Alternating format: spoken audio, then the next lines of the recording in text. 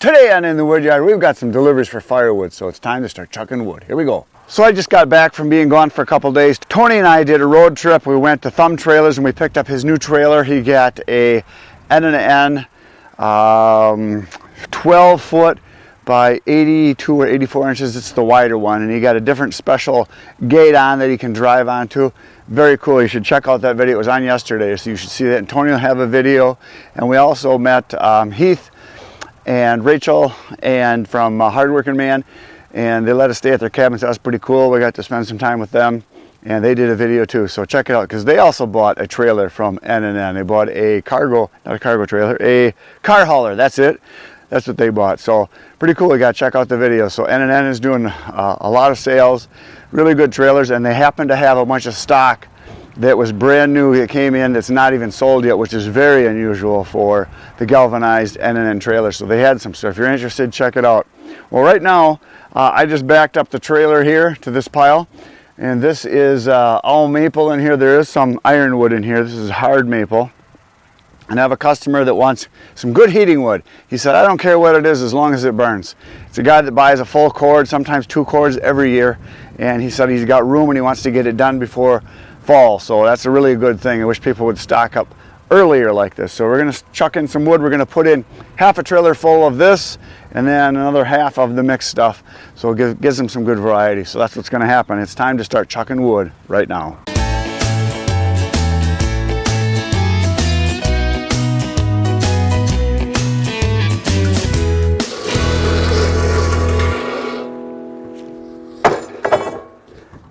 Is on, and I just pulled up here away from the log pile because I'm going to cover it up with the tarp. So I've got to go down interstate to deliver this one, and it's a pretty good load. Something could blow out, and I disconnected it from the truck because this delivery is not for another like 3 hours. I got another delivery to do. I can do right now. The guy said anytime today. It's for a restaurant, so, and that's, I'm going to use just the truck because it's easier for me to do that. It's one that I deliver to a restaurant and then I stack it. So I'm going to load that up next and go deliver that. After that one, then I got a delivery to another restaurant for smoking stuff. So I'm going to use the truck for both of them because one's for one single face cord and it's in a real tight spot where I got to go. So the trailer's really hard there. And I got to stack it anyway, so I just take it off the back of the truck. And then the one after that is in a tight spot, and that's just for a half of a face cord, which normally I wouldn't do, but it's for a guy that buys a lot of wood from me, and he needs it for a special job he's going to be doing, so I'm going to do it because it's right close by here, so it's no big deal. Normally I would say my minimum is 1 face cord, but he buys several full cords a year over the year, so that's what's going to happen. So we're going to go load some more wood. All right, so I just backed up to the hard maple. We're going to throw a bunch of hard maple in first because I know that that'll be good for them. I've given it to them in the past and they liked it, so they're getting some more of it. So we're going to throw in a face cord or a third of a cord or ricka-ranka roll, whatever you like to call it. Here it comes.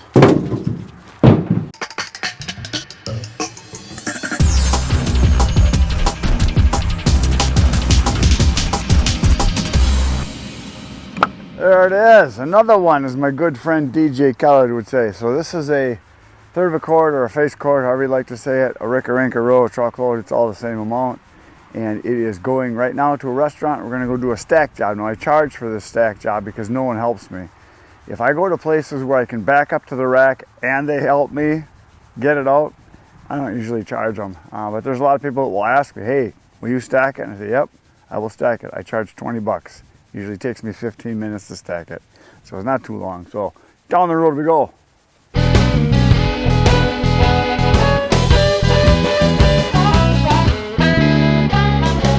The truck is empty and the rack is full. There it is. It's a little more than a third of a cord or face cord or ricka-ranka roll, but there it is. Right here is their smoker, and it's propane fired. But then they got a chamber in the back here that is where the fire is. So it's just a smoke for the taste, not so much for the heat. There it is. I am back in the wood yard, and I backed up to my big bin here that's full of oak. And this next customer wants a half of a face cord or a half of a third to be a sixth of a full cord, if you really want to get technical, of white oak. And that's what's right here. This stuff right here is white oak. I kind of just picked some stuff off the edge and that I knew was white oak because that's what he wants. And it's kind of hard to tell once it starts to dry. When you split it, it's not hard, but once it starts to dry, you got to look at the ends, it's a little different, and you got to look at the actual grain, it's a little different coloration. So I've got some of it here, and then I got some over there in a bin, and I've got some over there in a bin of white oak.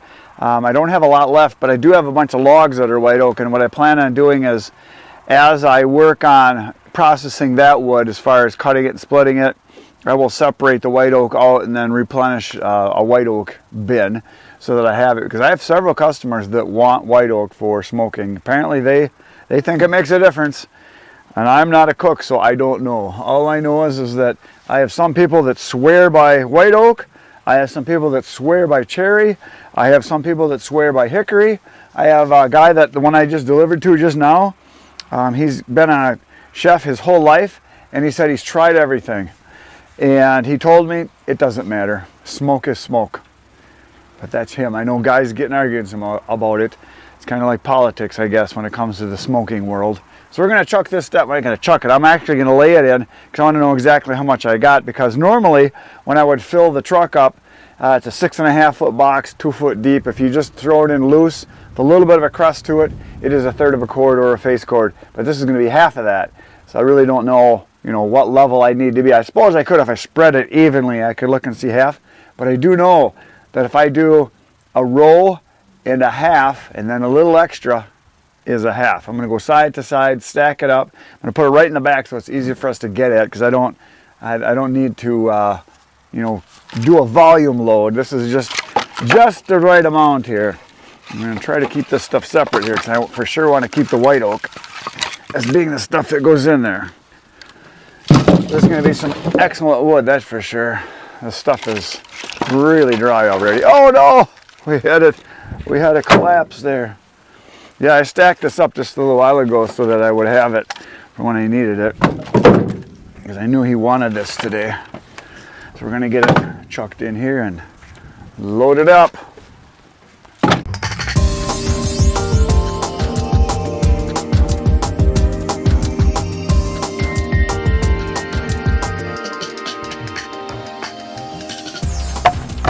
There's the wood.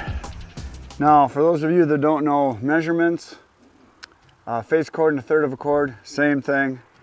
It is 42 square feet, but if you look at the face, the front side, a face cord would be 4 feet high, 8 feet long, 16-inch pieces.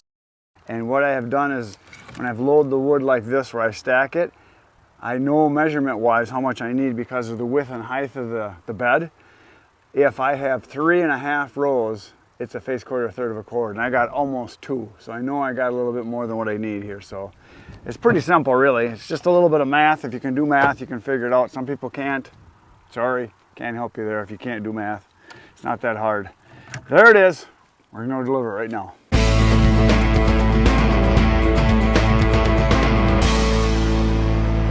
So there's the truck loaded. We transferred it from my truck to John's truck. So this is John from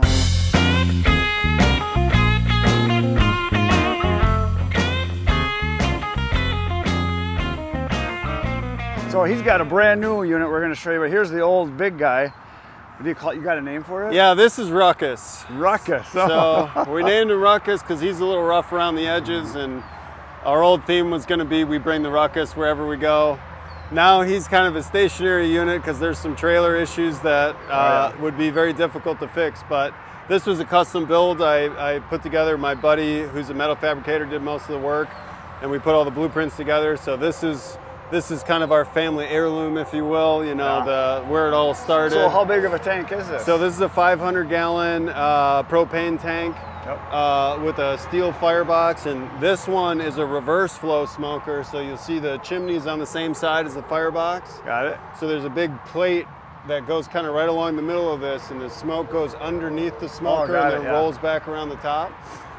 So this is kind of breaking the barbecue rules, but I got Chris here, so I gotta just keep it quick. I gotta show him what's going on here. So this has been on for maybe 2 hours. So you're not gonna see a lot here, but just so you can see what we got going on. Oh yeah, I'll take 2. So we got One for each 14. hand. Yeah, we got 14 pork butts on this one. So what do you got? What are they? Pork butts? These are pork butts. So this is gonna be all our pulled pork. Oh, nice. So there's probably 120 pounds of pork on there right now. And this is for an event you're doing this weekend. You said you got 5 events? We've got 5 different, we've got a couple caterings, we've got a pop-up on Friday night. So yeah, this is the double duty. This is the inaugural double duty as well. So this is the new hotness, Primitive Pits. And this is made where? Out of Georgia. And it took you a while to get this one, I remember. Yeah, this was probably about 7 months from the time we ordered it to the time we got it. So they're busy down there. They make all sorts of these. They make 1,000 gallons. They do side by side 1,000 gallons, huge trailers and all that stuff. But how high is your? So that's about 10 feet tall. Oh, so you're lower than a semi. Yeah, yeah. And so this folds down here. Oh, I see. Okay. When I take this down and it rests right here for travel, and we got to take these down. So this is what's super nice about this one, amongst many other things. But this has cable counterweights. Counterweights. So on Ruckus, it's like a 50-pound door, and that's getting your exercise for sure. On this one, it's pretty much just a finger lift. And this is where all the briskets are living. Oh, nice. So the nice smoker gets the nice meat. Oh, this is the first time using it too? No, I've been using this for about a month now. Oh, okay. And this one is not a reverse flow, so the firebox and is the down doors here. stay up for you too then. Right, yep, Nice. yep, because the weight just sits down in a little box down over there. Got it. So this is also a 500-gallon tank, but it was built a little more efficiently, and the grates are laid out better. So Yeah. I have probably 40% more cook space in this one than I do. This is probably like a homemade model. Exactly. Right? This is people that have been doing This it. is perfect. Exactly. Yeah. This was us kind of figuring it out, just trying to get started. And this is, let's pay somebody who knows what they're doing a bunch of money to do it right. So you run your heat at what, 225, So this 230? This is down a little bit just because we had the door open for a second. The magic number is kind of 275. Okay. But just by the nature of how it works, it usually lives about 275 here and then 250, 250, give or take. The top rows are always going to be about 50 to 75 degrees hotter just because heat rises and the top of the chamber gets a lot hotter. And you were telling me this is the actual natural patina, and then they put a clear coat over it. That's so right. It retains that cool look. Yep. It looks awesome. Yeah, thank you. Awesome. So I very don't happy to imagine have it was this. free. No, it was. People are gonna want to know, what do they run? It was a pretty penny. It was 5 figures. I'll tell you that. It was a lot. Oh yeah.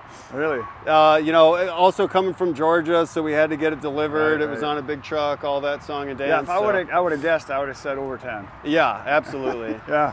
So Neat. we're happy to have So it. the tank down here, is this also a propane tank? Yeah. So this is half of a 250-gallon propane tank. This is fully fiber insulated as well. So this runs about, I was going to say it might be hard to believe, but looking at it, maybe not. This runs about 200% more efficient fuel burn than this does as well. So it's a lot nicer when we just use this one. We go through a lot less. So they don't put any kind of edging on there, so your door dampers basically just open the door more Exactly. or less? Yep. Oh, Yep. okay. So if fire's too hot, we just pop her open a little bit more. This tends to be pretty much perfect though, right here. Yeah. Got some nice storage on the side too for traveling to events Yeah, and so you whatnot. can put your wood in here, not lose it. Yeah. Wood, Nice. coolers, tables, Sure. all that stuff. Very nice. Do these hold their value pretty good as far as if you ever want to upgrade? Or... Yeah, I think so. I'm hoping to not sell it for quite a long time, hopefully, but Yeah. I would imagine, yeah. Very cool. Very cool.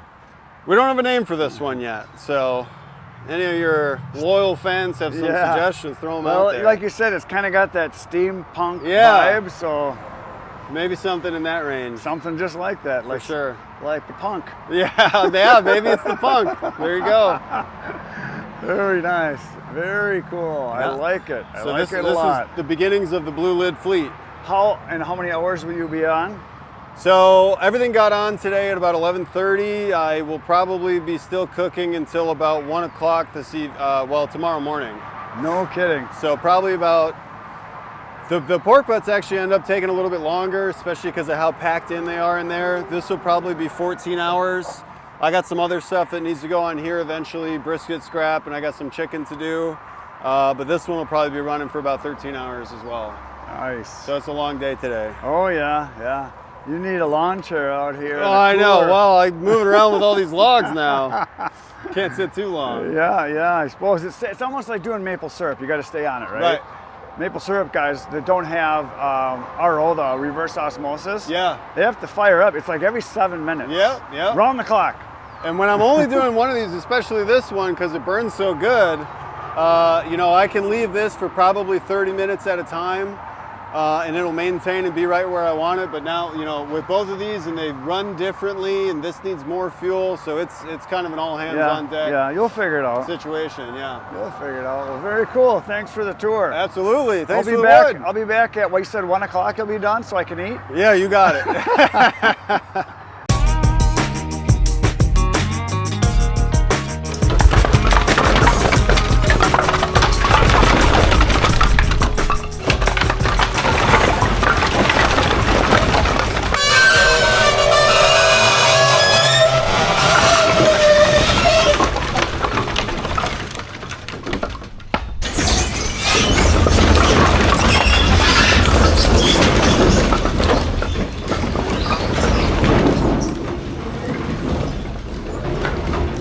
So I just got back from my delivery. You just saw I did the dump, and I have to load the trailer back up with a load for tomorrow morning because tomorrow I've got a delivery north of here, and then I'm going to go to my neighbor's property, which is real close by, about an hour away from here, hour and 15 minutes, and he's got a whole bunch of oak logs that are in his yard that the tree service people did for him because he had a bunch of oak trees go down. So we're going to take the chainsaws, cut up some wood, and bring some wood back. So it's like a double dipping trip there, just like a truck driver.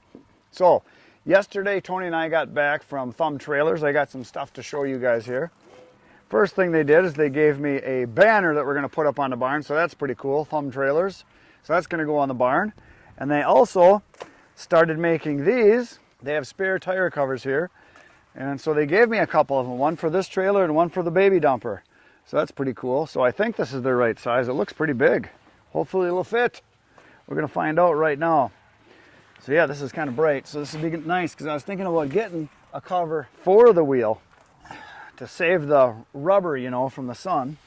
Yeah, that's the right size. That one fits. And they give me another one. Hopefully it fits the little baby dumper. So let's bring this down so you guys can even see it here. I have to tighten it up somehow. I think I got to go down on the ground to do it though, because it's an elastic pull string. So I got to go underneath like a mechanic here.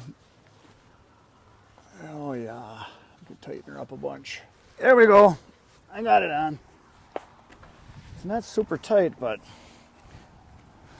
I might end up tightening it up a little bit more. We'll leave it on a while. It's about as tight as I could get it without having somebody help me, because you need to kind of scrunch it in and pull it down, but there it is. That looks nice and bright too, man. Do you notice that on the galvanized with that red? I like that, the fact they did it in red. Very nice. I want it to move, but not too much. I'd rather have it be fairly tight, actually. That looks like it. It is straight. Oh, it looks beautiful. Beautiful. And then I've got another one for the little dump trailer, and they weren't sure on the size, so this one might not fit, but we're going to give it a try. So we're going to go put this one on. So we're over at the baby dumper, and here's the spare tire. It is not mounted yet, but there is a mount on the side, and I am going to get that done probably next week sometime. I have a day towards the end of the week, I think. So I just want to put this on here and see if it fits, and as soon as this just sits outside, I figure at least I get it covered. Oh, that looks quite big. Uh-oh. Lost the banner. Well, maybe I'll be able to get it tight enough. We'll find out here.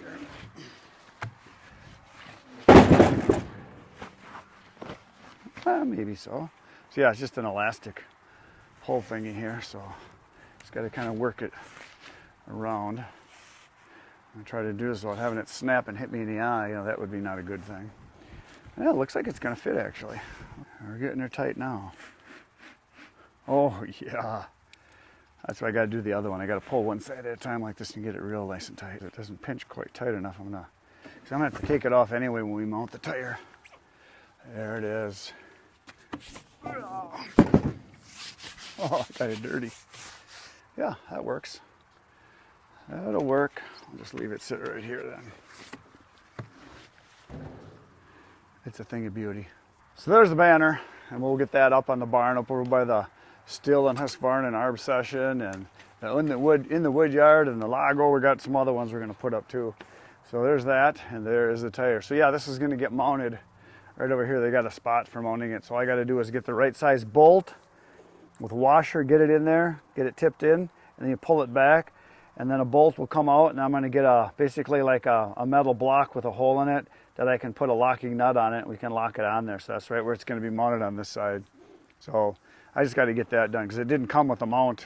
For some reason they don't have a mount for the little ones, but that's okay. I'll get it mounted, get it on there so it's permanent, and I'll put a locking nut on it. So there you go. Well, I got to go load some more wood because tomorrow morning I got another delivery first thing, so I'm going to load that up right now because it's getting towards the end of the day here, so I got to get busy.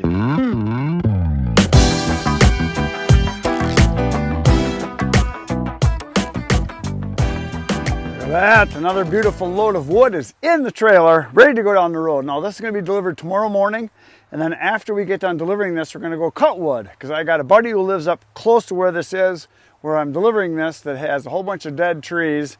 They had a big windstorm, and about 30 or 35 trees went down his property. The tree service guys cut them into logs, and they're all piled up at the end of his driveway. So all I got to do is cut them up, or some of them I might even load in long. If they're smaller ones, I'll flip them end for end and put them right into the trailer and then just bring them home and cut them up. But probably cut a lot of it up there. So I'm going to take some saws along, so that'll be pretty cool. So there it is, tomorrow morning, road trip. I'll be here, you should be here, 5:30 a.m. Right now, go watch all the other videos. There's 1,500 waiting for you. Good night, Irene.